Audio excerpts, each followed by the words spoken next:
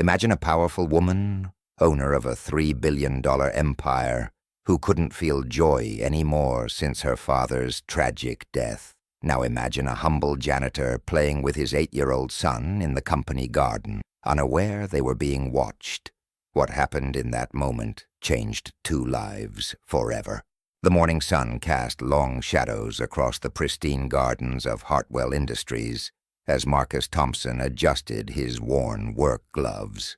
At 32, the single father had learned to find joy in simple moments, like watching his 8-year-old son Tommy kick a soccer ball between the manicured hedges during his lunch break. "Dad, catch," Tommy called out, his bright smile infectious as he launched the ball toward Marcus. Marcus caught it easily, his weathered hands gentle despite years of manual labor. "Nice throw, buddy. Remember what I taught you about following through?" Tommy nodded eagerly, his sandy hair catching the light. For the past 3 years, since his mother Sarah had abandoned them both for a life in California with her new boyfriend, these stolen moments had become Marcus's lifeline. Every day after school, Tommy would wait in the employee break room, doing homework while Marcus finished his maintenance rounds. The Hartwell Industries building towered 40 stories above them, its glass facade reflecting the Seattle skyline. Marcus had worked here as head groundskeeper since 2021, maintaining the elaborate gardens that surrounded the corporate headquarters. It wasn't glamorous work, but it paid enough to keep him and Tommy in their small apartment. And more importantly, it gave him the flexibility to be there for his son. "Mr. Marcus, look what I made in art class." Tommy pulled a crumpled paper from his backpack, a drawing of 2 stick figures labeled "Me and Dad," standing in front of a big house with flowers everywhere. Marcus knelt down, studying the artwork with genuine admiration. His heart swelled with pride and love for this remarkable little boy who somehow remained optimistic despite everything they'd been through. "This is incredible, Tommy. You're getting so good at drawing. Is this our dream house?" "Uh-huh. And look," Tommy pointed to colorful scribbles around the house. "Those are all the flowers you'd grow. Red ones and yellow ones and purple ones that smell really good." "Purple ones that smell good, huh? Those sound like lavender. Maybe we could plant some in pots on our fire escape." Tommy's eyes lit up. "Really? Can we go to the plant store this weekend?" Marcus mentally calculated their grocery budget. If he skipped lunch for a few days, he could probably afford a small lavender plant. "We'll see what we can do, buddy."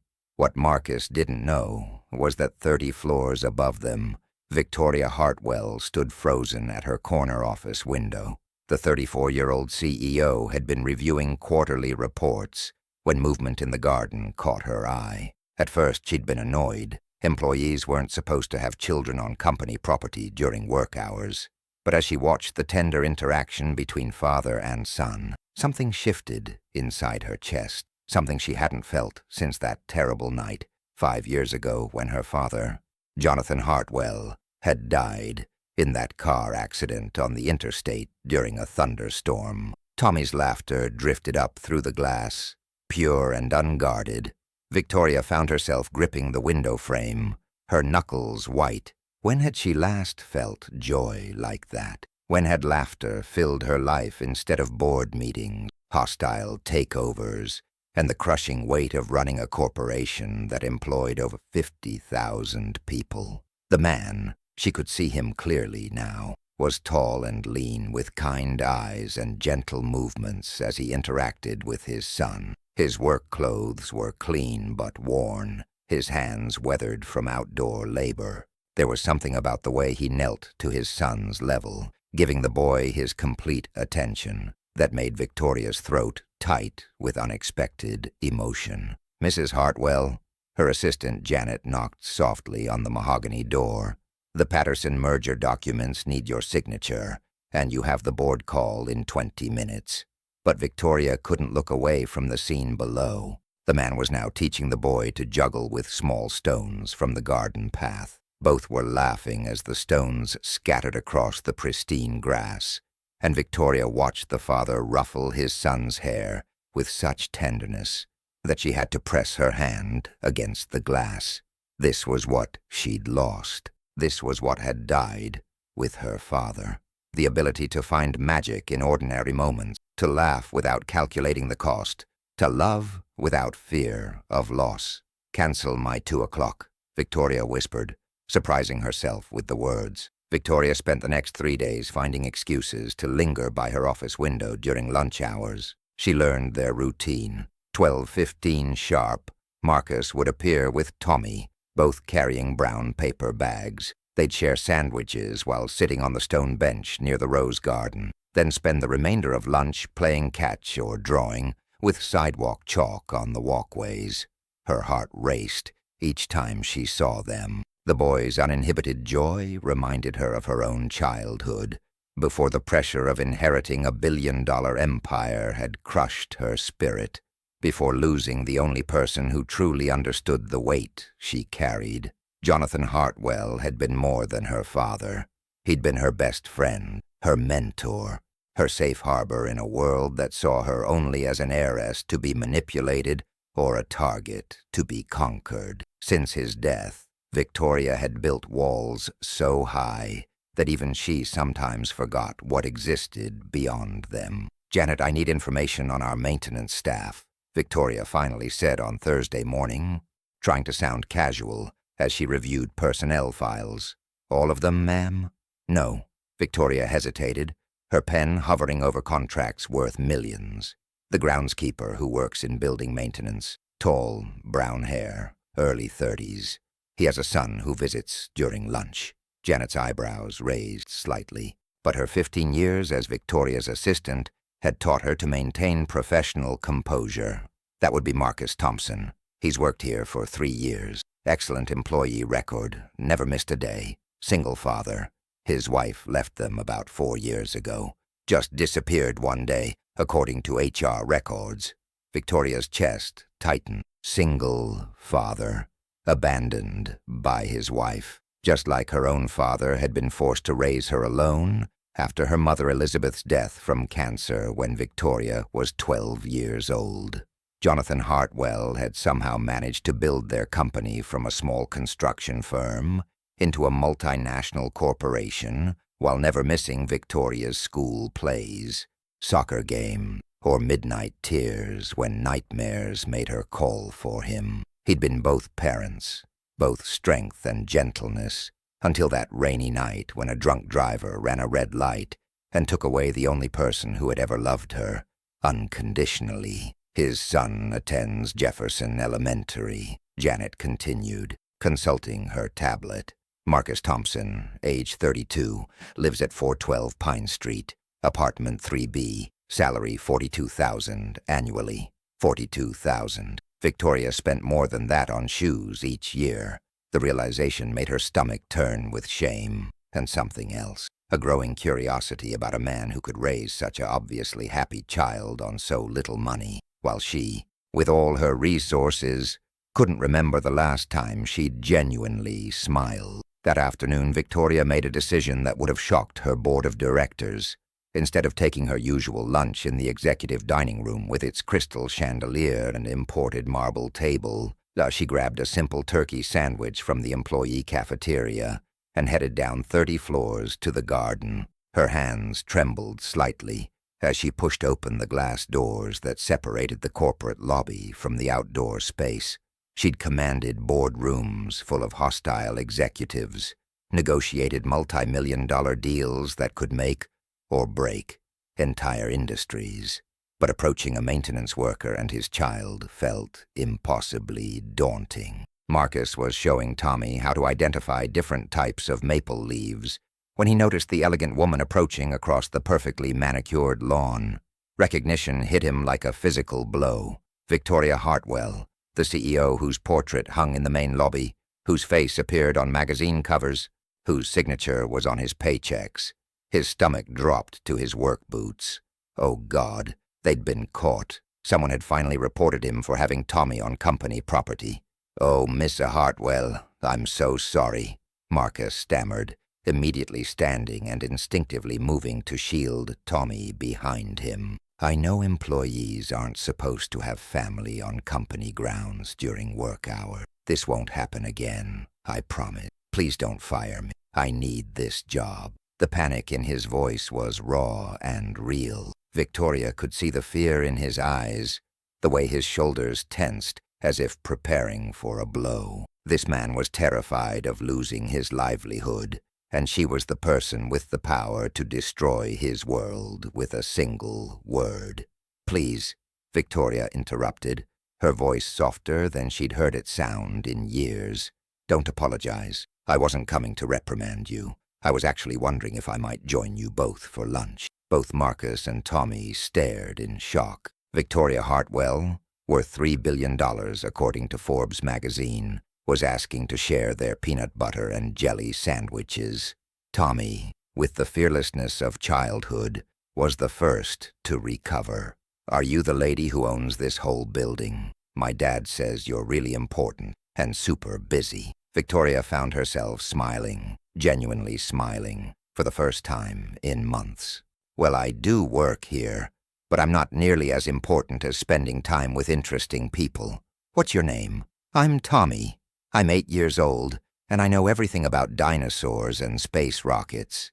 My dad knows everything about plants and flowers and stuff. He's teaching me how to make things grow." Marcus felt his cheeks burn with embarrassment. "Tommy, I don't think Miss Hartwell wants to hear about—" "Actually, I'd love to learn," Victoria said, settling onto the garden bench beside them with a grace that somehow made the simple stone seat look like a throne. "What else has your father taught you, Tommy?" For the next 30 minutes, Tommy regaled Victoria with stories about their weekend adventures. Trips to the Free Museum where they'd spend hours looking at exhibits, building blanket forts in their small apartment that Tommy called castles, cooking pancakes on Sunday mornings that Marcus would shape into dinosaurs and rockets using a squeeze bottle.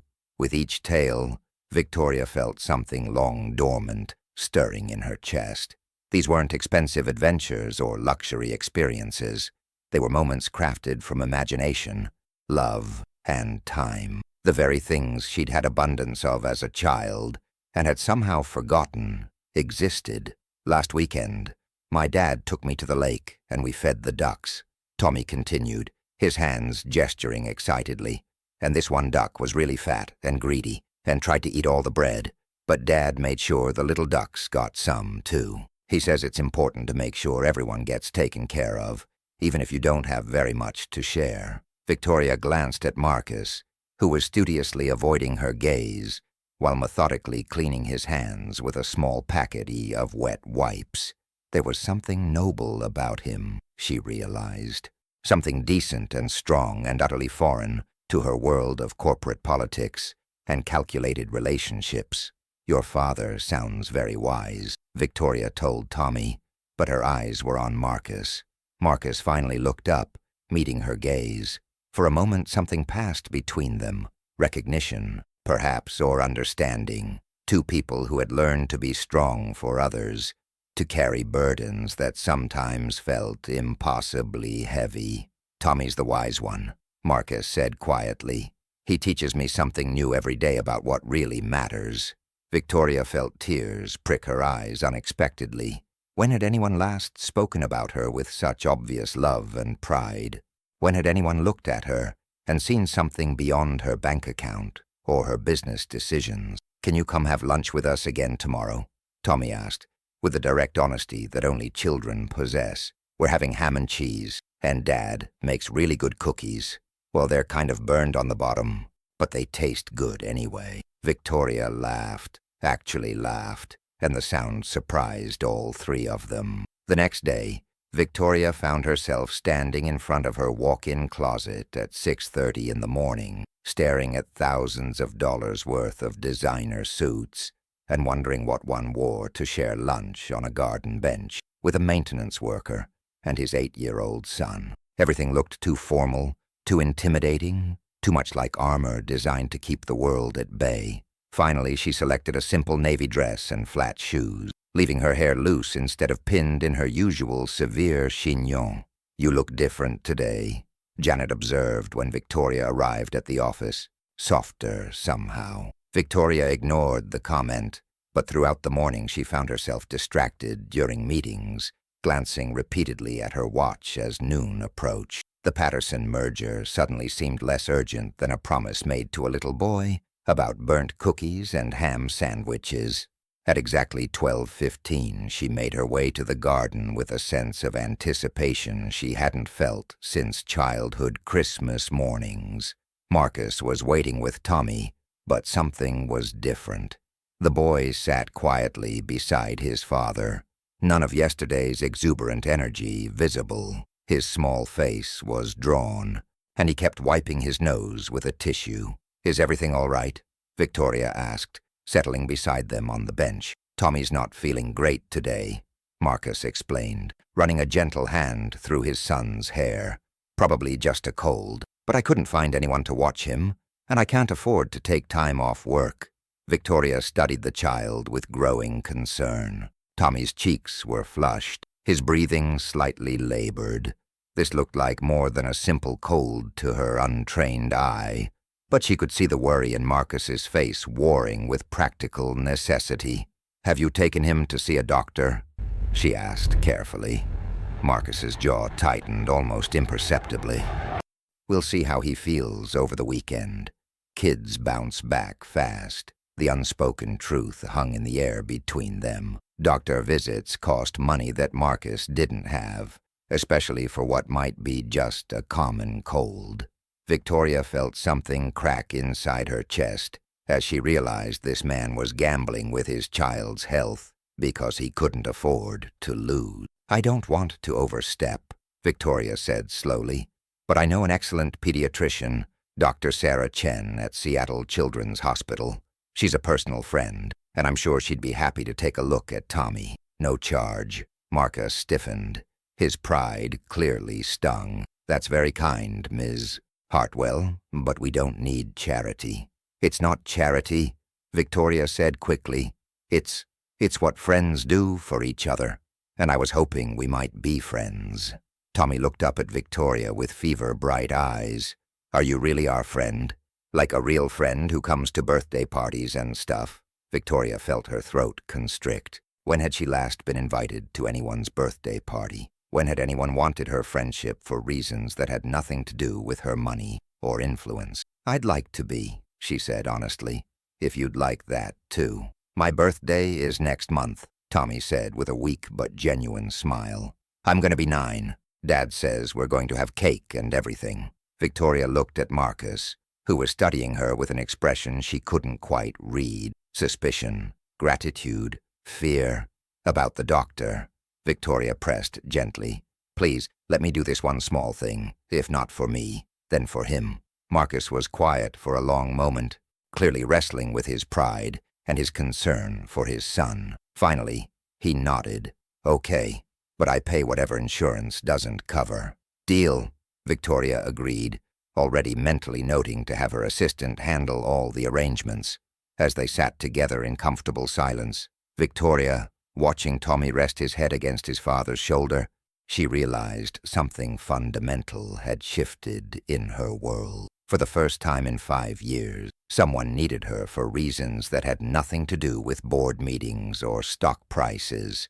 She was needed simply because she could help, and somehow that felt more important than any business deal she'd ever made. 2 hours later, Victoria sat in the pristine waiting room of Dr. Sarah Chen's pediatric practice, watching Marcus pace nervously by the window. She'd canceled 3 meetings and cleared her afternoon to accompany them, telling herself it was just being a good friend. The truth was more complicated. She couldn't bear the thought of Marcus facing this alone. "Mr. Thompson?" Dr. Chen appeared in the doorway, her expression professionally neutral. "Could I speak with you privately for a moment?"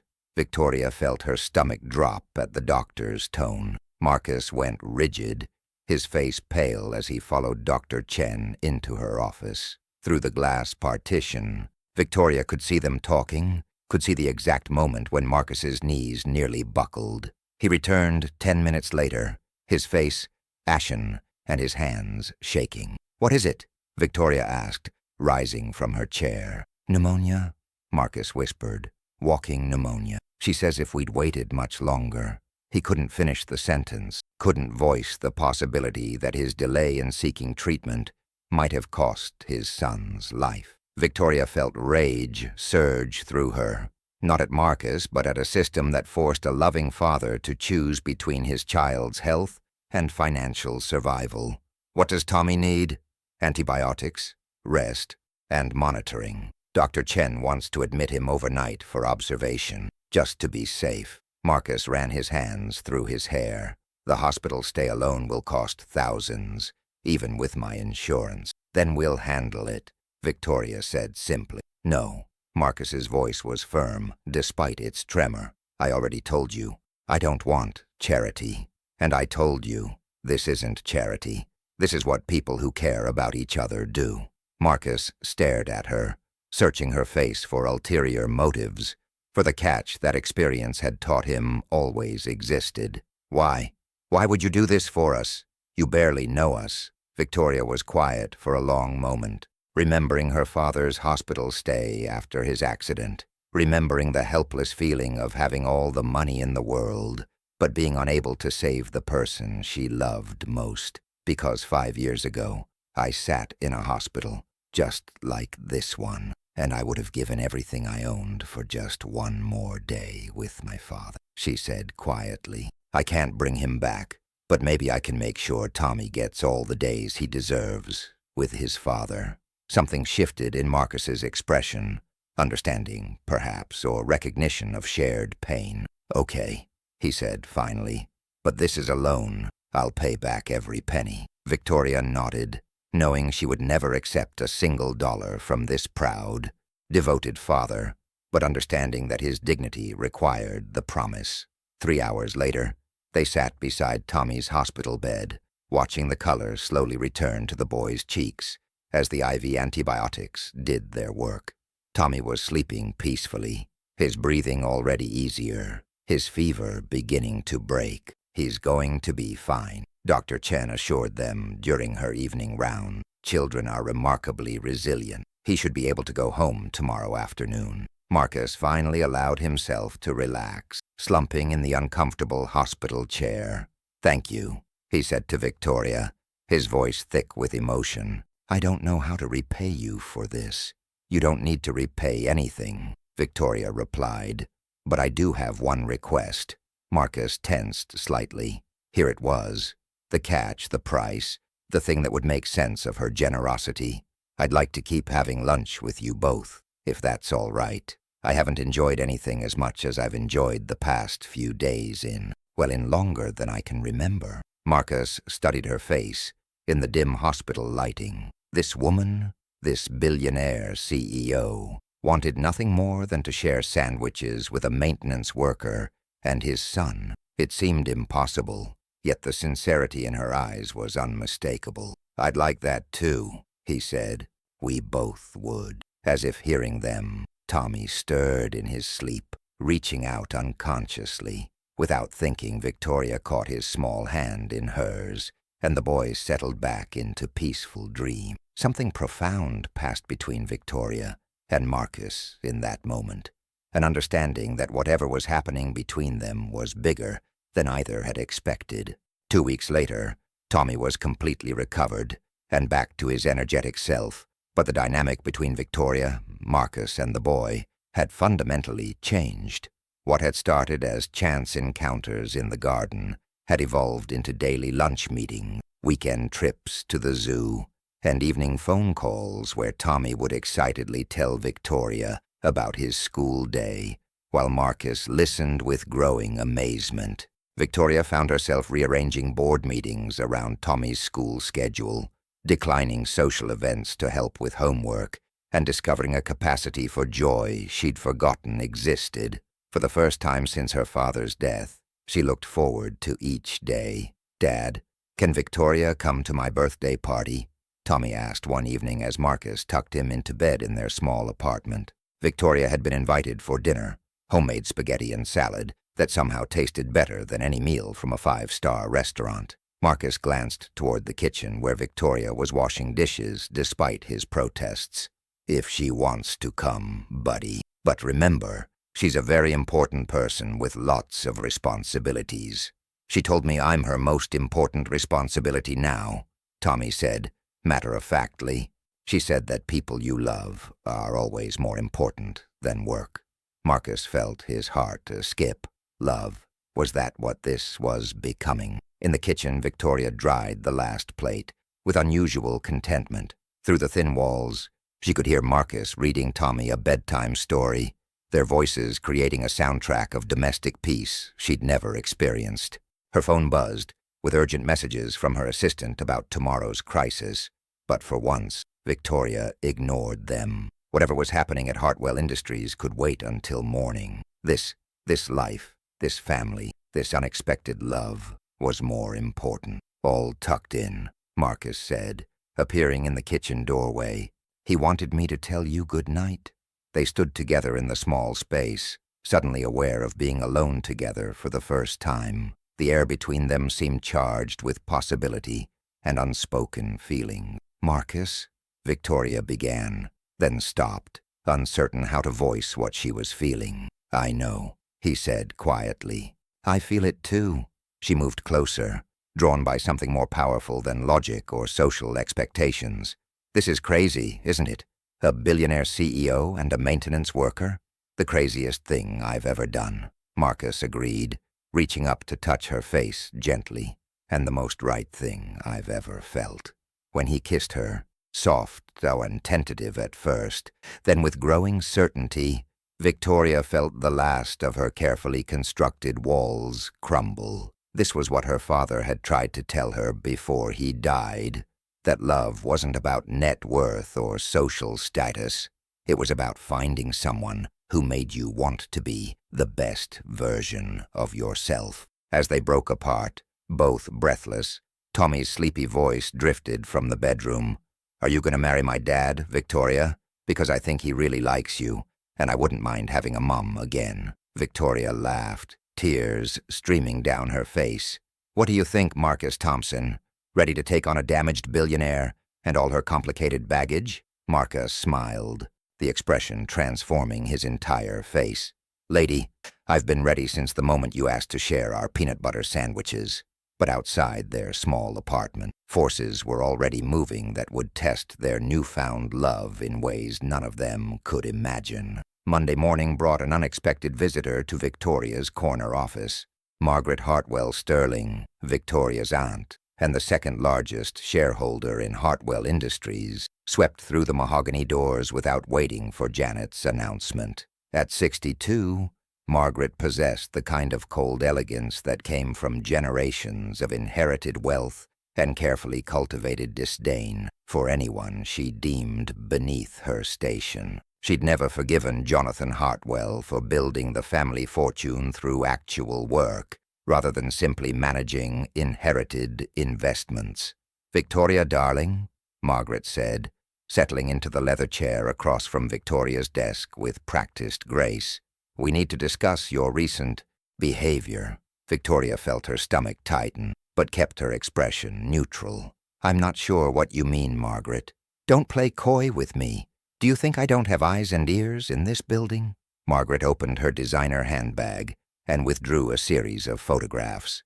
Imagine my surprise when my security consultant showed me these. The photos spread across Victoria's desk like accusations.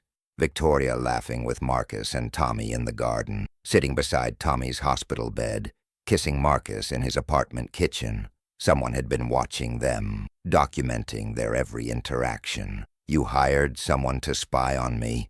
Victoria's voice was dangerously quiet. I hired someone to protect this family's reputation, Margaret corrected. Something you seem to have forgotten how to do. A maintenance worker, Victoria. Really? Have you completely lost your mind? Victoria stood slowly, her hands pressed flat against her desk. That man's name is Marcus Thompson, and he's a better person than anyone in our social circle. He's a gold digger who sees dollar signs when he looks at you. Margaret snapped, and that child of his is probably in on it too. These people are parasites, Victoria. They attach themselves to wealth and bleed it dry. You don't know anything about Marcus or Tommy. I know enough. Marcus Thompson, age 32, high school education, abandoned by his wife 4 years ago. No assets, significant debt, living paycheck to paycheck in a one-bedroom apartment in a questionable neighborhood. Margaret's voice dripped with disdain. Shall I continue? Victoria felt rage building in her chest, the kind of fury she'd inherited from her father, along with his business empire. Get out of my office. I'm not finished. The board has concerns, Victoria. Your behavior has been erratic, your focus compromised. You're spending company time playing house with the help, while real decisions need to be made. The board works for me, Victoria said coldly. The board works for the shareholders, and if those shareholders lose confidence in your leadership— Margaret let the threat hang in the air. There are provisions in the corporate charter for removing a CEO who's deemed unfit to serve. Victoria's blood ran cold. Her father had built safeguards into the company structure, but Margaret was right. If enough shareholders united against her, they could force her out. What do you want, Margaret? End this embarrassing liaison immediately. Fire the maintenance worker if necessary. Focus on your responsibilities to this family and this company. Margaret stood, smoothing her skirt. And consider marrying someone appropriate. Charles Pemberton has been asking about you. His family's shipping fortune would complement our holdings nicely. After Margaret left, Victoria sat alone in her office, staring at the photographs scattered across her desk. In every image, she looked happier than she'd been in years. But Margaret's words echoed in her mind. Gold digger, parasite, unfit to serve. Could she be wrong about Marcus? Could a lifetime of wealth and privilege have made her naive about people's motivations? By the time lunch arrived, Victoria had made a decision that would haunt her for weeks to come. Marcus waited in the garden with Tommy, checking his watch repeatedly as 12:30 came and went. Victoria was never late for their lunch meetings.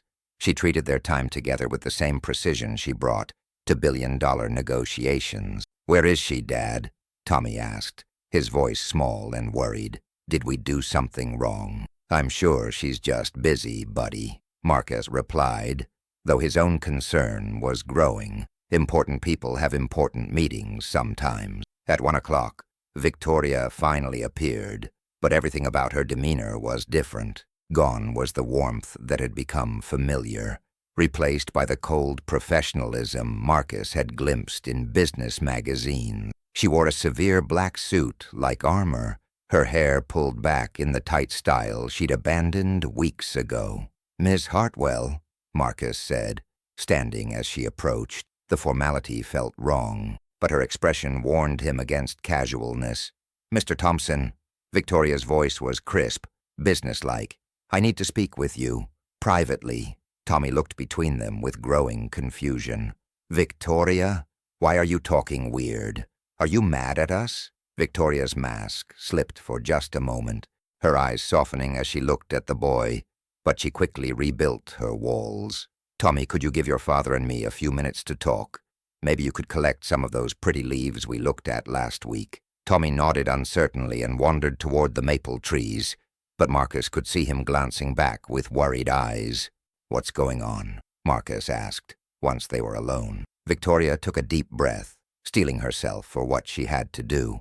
Margaret's words from that morning echoed in her mind, along with doubts she'd tried to suppress since their relationship began. I've been thinking about this situation, she began, her voice carefully controlled. I think we've both gotten caught up in something that isn't realistic long-term.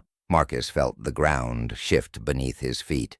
What are you saying? I'm saying that we're from different worlds, Marcus. What seemed romantic and spontaneous now feels complicated.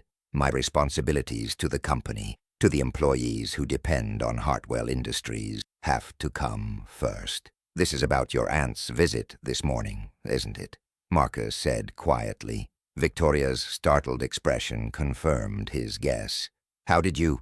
Because I'm not stupid. Victoria, despite what your family might think about maintenance workers, I notice things. like the black sedan that's been parked across from my apartment building for the past week. Like the way Janet looked at me differently today. Someone's been watching us. Victoria felt shame wash over her. Marcus, let me guess, gold digger? Social climber? Man who sees dollar signs instead of the woman I fell in love with. Marcus's voice was heavy with hurt and resignation. I've heard it all before, Victoria. When Sarah left me, her family made sure I knew exactly what they thought of a working-class guy who'd had the audacity to marry above his station. It's not about that, Victoria protested, but even as she said it, she could hear the lie. Isn't it? Marcus stepped closer, his eyes searching her face, because the woman I've been getting to know for the past month wouldn't let other people dictate her choices. That woman was brave enough to sit on a garden bench and share peanut butter sandwiches. That woman held my son's hand in a hospital and didn't care who saw her cry. Victoria felt tears threatening, but she couldn't afford weakness. Too much was at stake. The company, the jobs of 50,000 employees, the legacy her father had died building. Maybe that woman was being foolish, she said, hating herself for each word. Maybe she was playing at being someone she's not. The pain that flashed across Marcus's face was like a physical blow. I see. Well, I appreciate your honesty, Ms. Hartwell. Marcus, please understand. I understand perfectly. You've remembered who you are and who I am, and you've decided we don't fit. Marcus's voice was steady, but Victoria could see his hands shaking. Don't worry about my job. I'll submit my resignation this afternoon. You don't have to do that. Yes, I do. I have my pride, Victoria. It's about the only thing I have left that money can't buy. Tommy came running back with a handful of colorful leaves, his face bright with excitement. Look what I found. The red ones and the yellow ones and... He stopped, sensing the tension between the adults. What's wrong? Why does everyone look sad? Victoria knelt down to Tommy's level, her heart breaking as she prepared to say goodbye to the child who had taught her to laugh again. I have to go away for a while, sweetheart. Work is very busy, and I won't be able to have lunch with you and your dad anymore. Tommy's face crumpled. But why? Did I do something bad? I promise I'll be better. No, baby, you didn't do anything wrong. You're perfect just the way you are. Victoria's voice broke slightly. Sometimes grown-ups have to make hard choices, even when they don't want to. As Victoria walked away, she could hear Tommy crying behind her, asking his father why Victoria didn't want to be their friend anymore. Each sob felt like a knife in her chest, but she kept walking. She had saved her company and her family's reputation. So why did it feel like she'd just destroyed everything that mattered? 3 weeks after Victoria walked out of their lives, Marcus was still trying to explain to Tommy why their friend had disappeared. The boy had retreated into himself, barely eating, his usual spark dimmed by confusion and abandonment. Marcus had found a new job at a smaller company across town. The pay was less, but the shame of staying at Hartwell Industries had been unbearable. Every morning when they'd driven past the building, Tommy would press his face to the window and ask if Victoria was looking for them. Maybe she's sick like I was, Tommy said one evening as Marcus helped him with homework at their small kitchen table. Maybe she needs us to take care of her now. Marcus's heart clenched. How could he explain to an 8-year-old that sometimes people chose money and status over love? That sometimes the people you trust most were the ones who hurt you deepest? Victoria has lots of people to take care of her. Buddy, he said carefully, important people with important jobs. But we love her, Tommy said simply. Doesn't that make us important too? Before Marcus could answer, his phone rang. The caller ID showed a number he didn't recognize. Mr. Thompson, this is Dr. Sarah Chen from Seattle Children's Hospital. I'm calling about Tommy's recent treatment. Marcus's stomach dropped. Is something wrong with the test results? No, nothing like that. It's about the billing. There seems to be some confusion about payment. According to my records, Ms. Hartwell's office contacted us 3 days ago, requesting that all financial responsibility be transferred back to you. They said you'd insisted on paying the full amount yourself. The room seemed to spin around Marcus. I'm sorry. What? The total comes to $80,247 for the hospitalization and treatment. I have to say, I'm surprised. When Miss Hartwell brought Tommy in, she made it very clear that all expenses would be handled by her personally. Marcus sank into a chair, his hands shaking. $8,000, more than he made in 4 months, and Victoria had known he couldn't afford it when she'd withdrawn her support. Dr. Chen, there's been a misunderstanding. Could you give me a few days to sort this out? Of course. But Mr. Thompson, I should mention that the account has been turned over to collections. You'll need to contact them directly. After hanging up, Marcus stared at the phone in disbelief. This was Victoria's parting gift, a debt that would destroy him financially, ensuring that he'd never forget the cost of reaching above his station. Tommy looked up from his homework, sensing his father's distress. Dad, what's wrong? You look scared. Marcus forced a smile he didn't feel. Just grown-up stuff, buddy. Nothing for you to worry about. But as Tommy returned to his math problems, Marcus's mind raced. How could he have been so wrong about Victoria?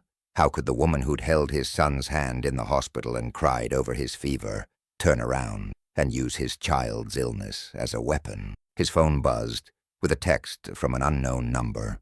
This is what happens when you forget your place. Consider it a lesson learned. MHS, Margaret Hartwell Sterling. Victoria's aunt had orchestrated this final cruelty, and Victoria had allowed it. Marcus deleted the message and made a decision. He would find a way to pay every penny of Tommy's medical bills, even if it meant working 3 jobs and moving to a smaller apartment. He wouldn't give these people the satisfaction of destroying him. But as he tucked Tommy into bed that night, listening to his son's prayers that included a request for God to help Victoria stop being sad, Marcus felt something harder than hurt settling in his chest. He felt betrayed, and betrayal, he was learning, was far worse than heartbreak.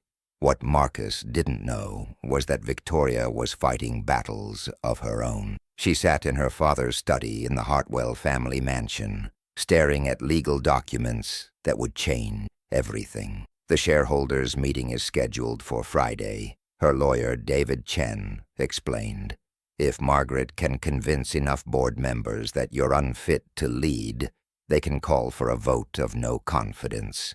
Victoria rubbed her temples, feeling the weight of sleepless nights and constant guilt. What are my options?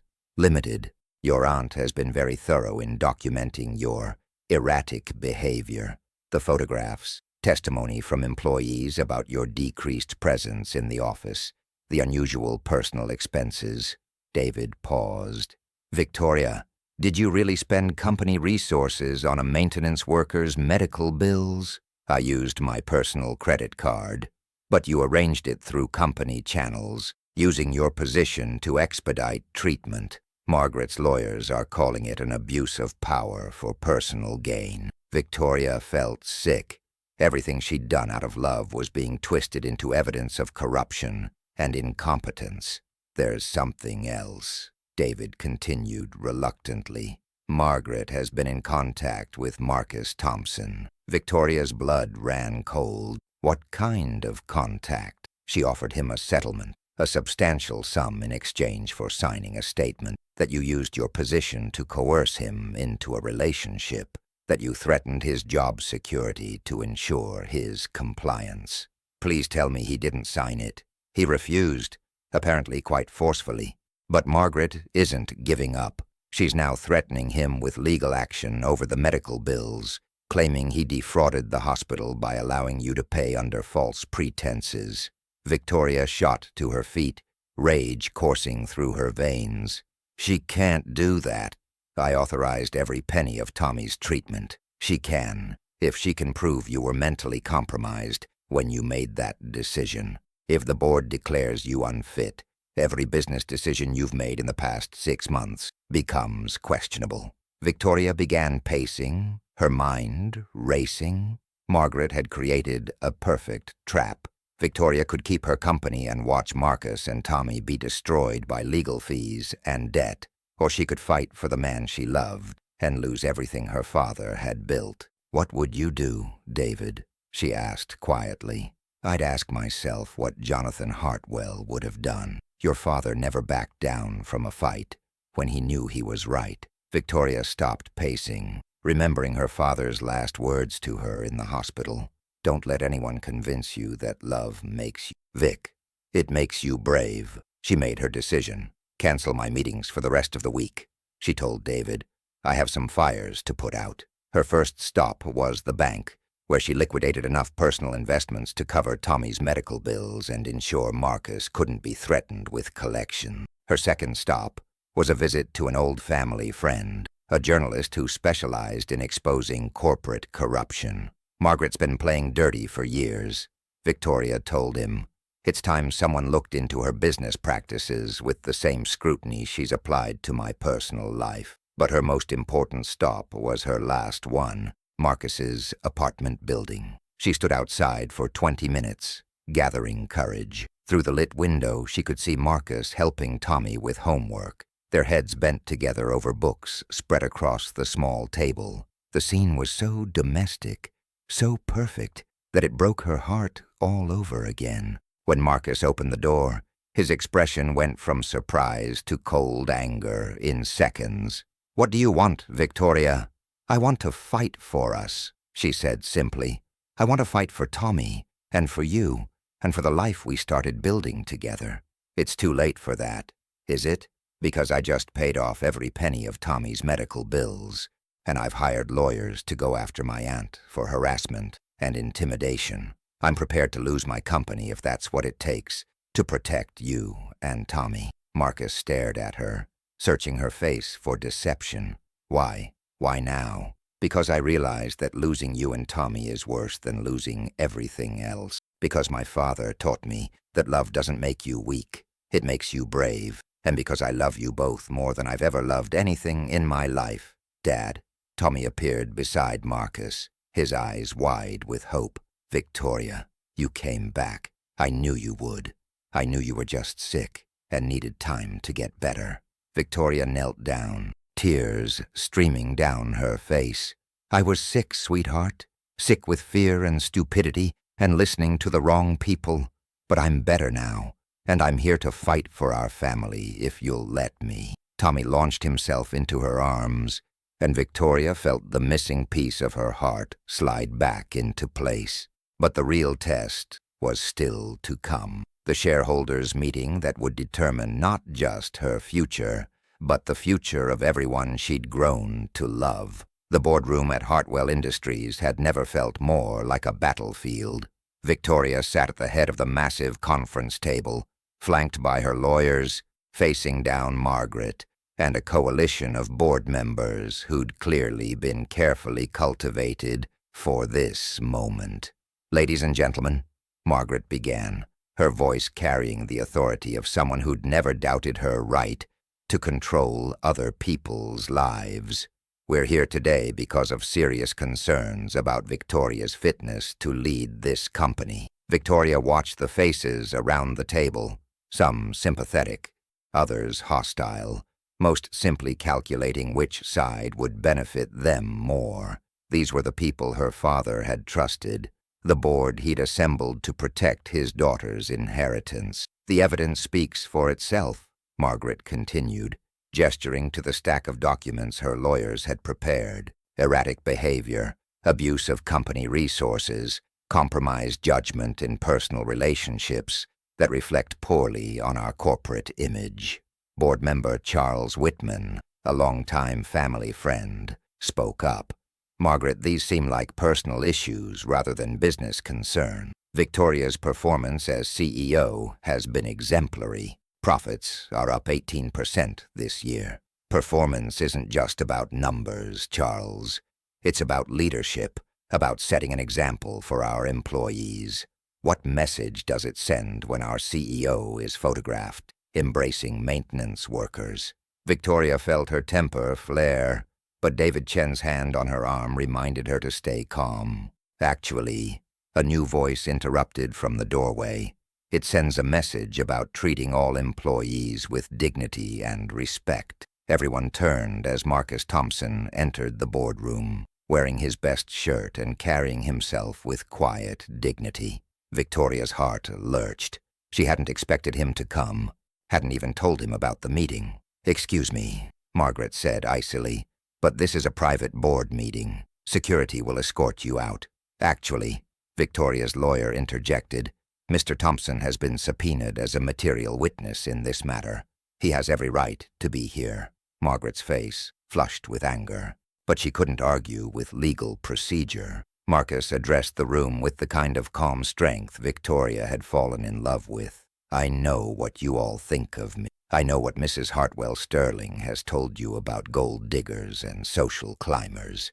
But I want you to know what I think of Victoria Hartwell." He looked directly at Victoria, his eyes soft despite the formal setting. "I think she's a woman who sits on hospital floors to comfort scared children.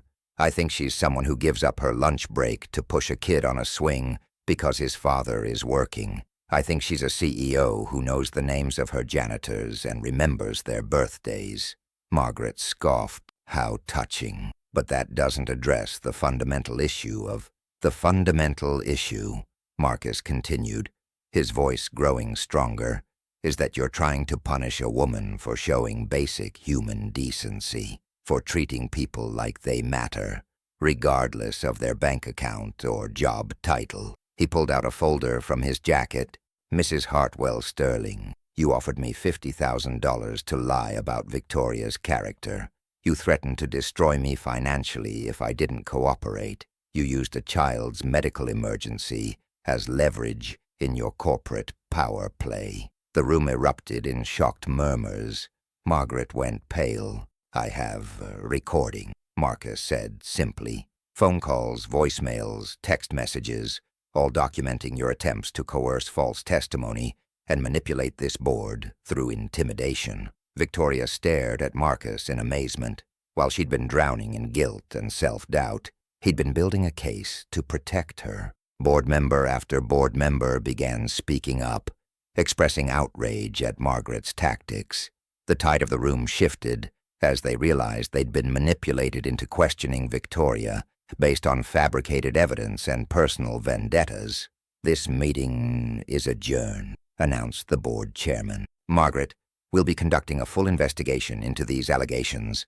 Victoria, you have the board's complete confidence." As the room emptied, Victoria and Marcus found themselves alone. "Why?" Victoria asked. "After everything I put you through, why did you fight for me?" Marcus smiled, the expression transforming his face. "Because Tommy asked me a question I couldn't answer. He asked me why I stopped fighting for the people I love, and I realized that's exactly what I'd done. I'd given up on us without a real fight." Victoria moved closer, her heart pounding. "And now I'm ready to fight for us every day for the rest of our lives, if you'll have me." But their reunion was interrupted by Victoria's assistant, Janet, rushing into the boardroom. "Miss Hartwell, there's been an emergency. It's Tommy. There's been an accident." The hospital corridors blurred past as Victoria and Marcus raced toward the pediatric emergency room. Janet had explained breathlessly that Tommy had been hit by a car while walking home from school. A distracted driver running a red light. Witnesses calling 911. A little boy lying motionless in the crosswalk.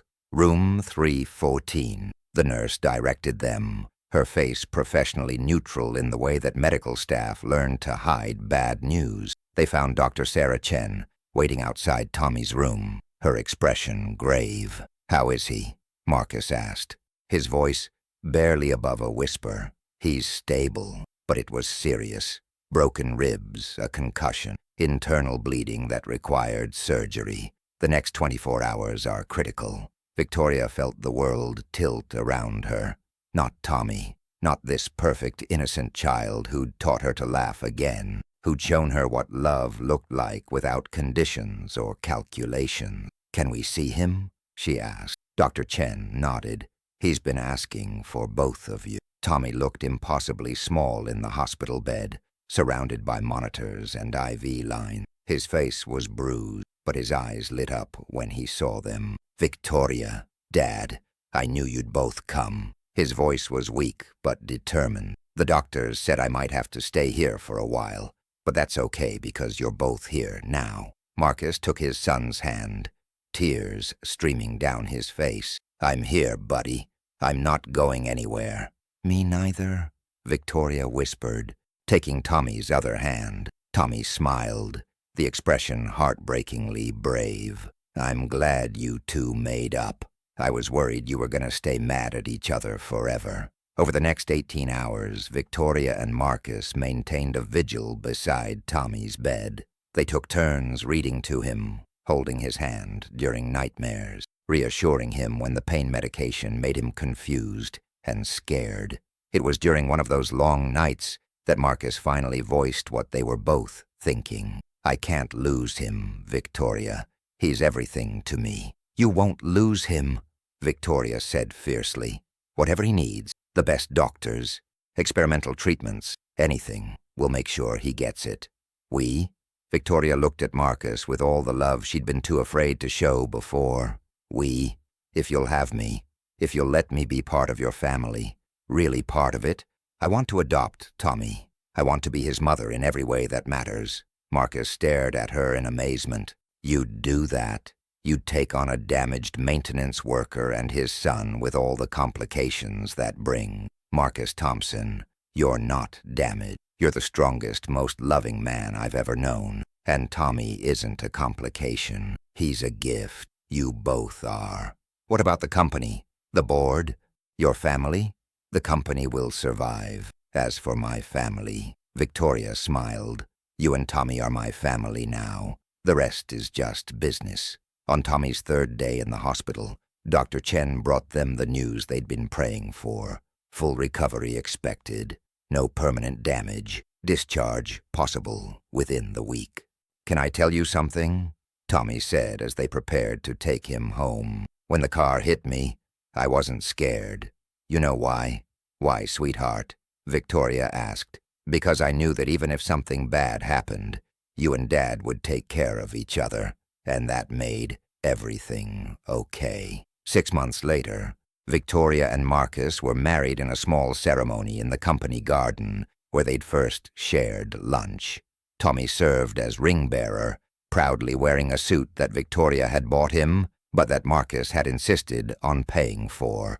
In her wedding vows, Victoria promised to love not just Marcus, but the life they'd built together, one based on truth, respect, and the radical idea that love was more valuable than money. In his vows, Marcus promised to support Victoria's dreams while never forgetting that the best dreams were the ones they built together as a family. And Tommy, when asked if he had anything to add, simply said, "I just want to say that sometimes the best things happen when you're not looking for them. Like when my dad was just playing catch with me, and Victoria found us and we all found each other."